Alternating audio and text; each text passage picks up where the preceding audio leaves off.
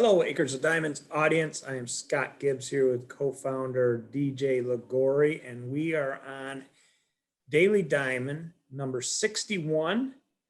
And DJ is going to blow my mind a little bit with today's topic because we haven't talked about it too much, and he brought it to my attention today. And it's actually something, man, it's probably a year ago, I think, that we talked about it briefly. But Yeah. we've talked about it in much different terms. We just don't call it what you're going to call it tonight. But walk us through what we're going to talk about, Deej.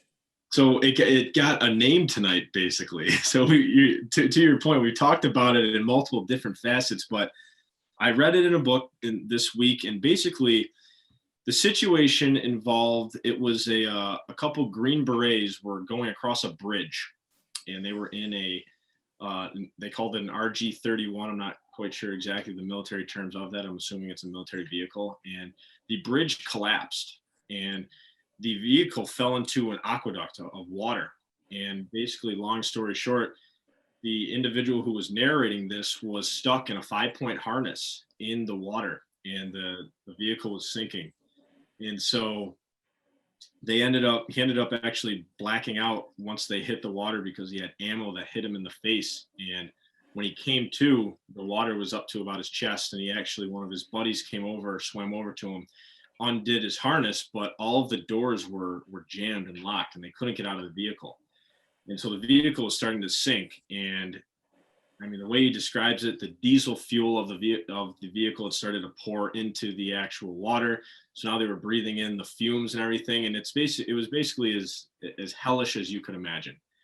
And the point of this Daily Diamond is, we talk about control, and we talk about the choices that we make. And so in the story, he actually said there were two things he never wanted to do. He didn't want to die drowning, or he didn't want to die being burned alive. So those are the two things he was never wanted to do. And so as the vehicle was sinking down deeper, he was realizing that this might have been it. This might have been some of his last moments. And he made a choice to actually take his own life instead of drowning in the water. And so he said he took a gun, literally put it up to his head, and he said, do I have the courage to do this? Do I have the courage to actually take my own life? And he started thinking about his family, and he started thinking about the things in his life that he loved. And he decided not to at the very last second. And so he drops the gun in the Jeep, and he ends up blacking out, and he ends up basically going into shock, and he doesn't drown, but all of this water completely goes over him, and he blacks out for about 15-20 minutes or so.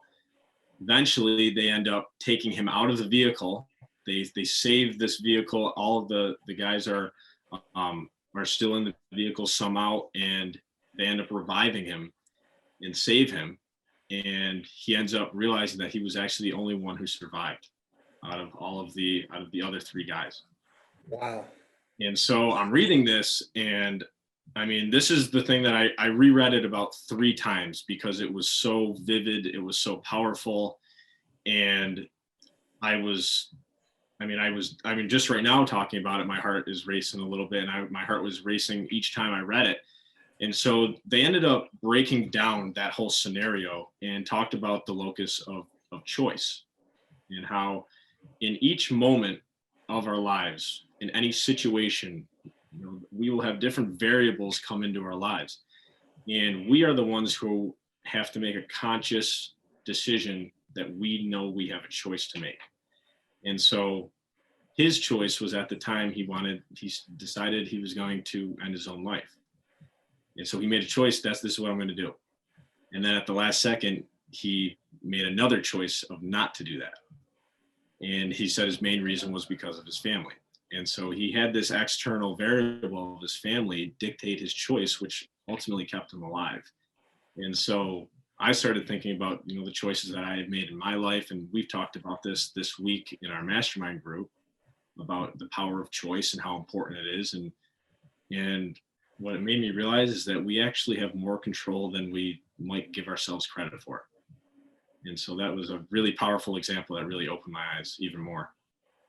Yeah, I think it's I think you called it locus of choice. I think it's more common locus of control, but Mhm. the concept being that, our choices, our decisions Mhm. are going to dictate our outcomes, right? And very Yeah. clearly, to your point, he made a decision in one second to do one thing that would have been a completely different outcome than the good outcome he had.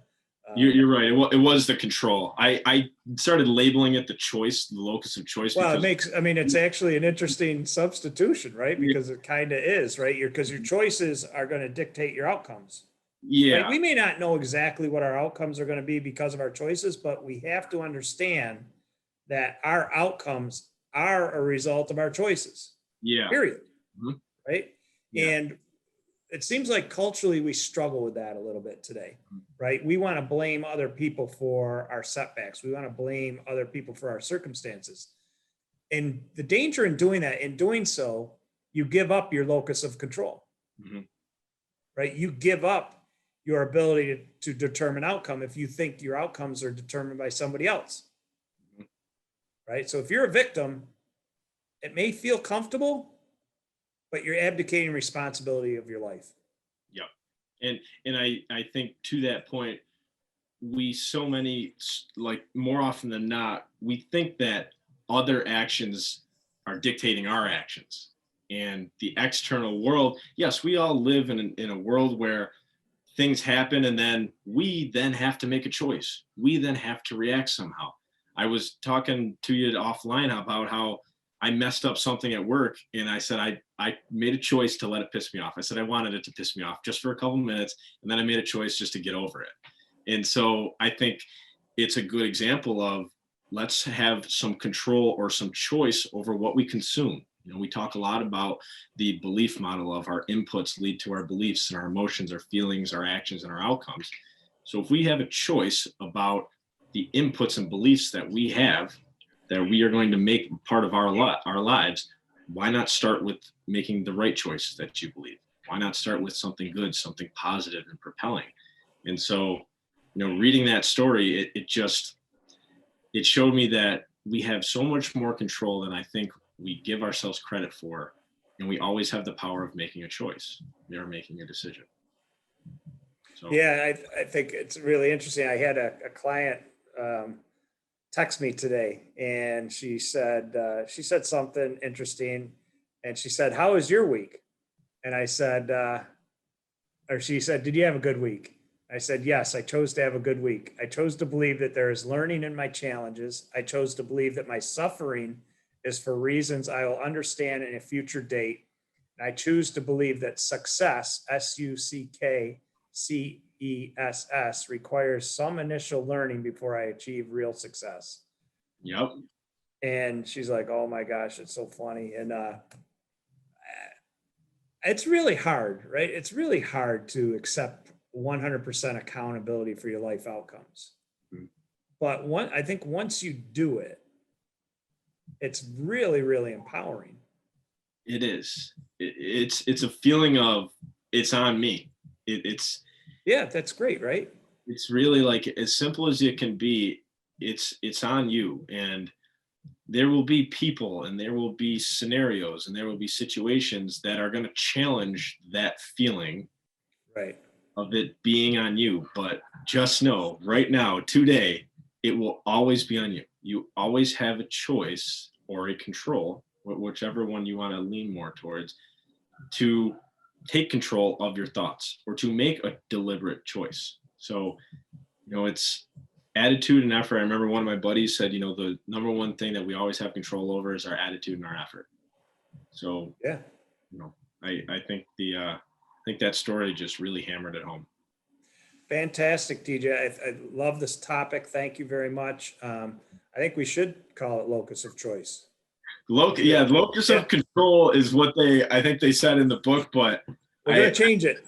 I like both of them. I hope the psychologist, whoever was talking about, I don't offend her or anything, but We'll have to trademark locus of choice. locus of choice. Yes, I hopefully like it's not. it. I think it's too similar to control, but maybe we can. It's got two different values. Well, fantastic. I really appreciate you bringing this to us because it's a great reminder and something I know you and I are continuing to try to get better at. Yes, and hopefully everybody watching this is trying to get better at it as well. You know, Daily Diamond number 61. Thanks. Yeah. Thank you.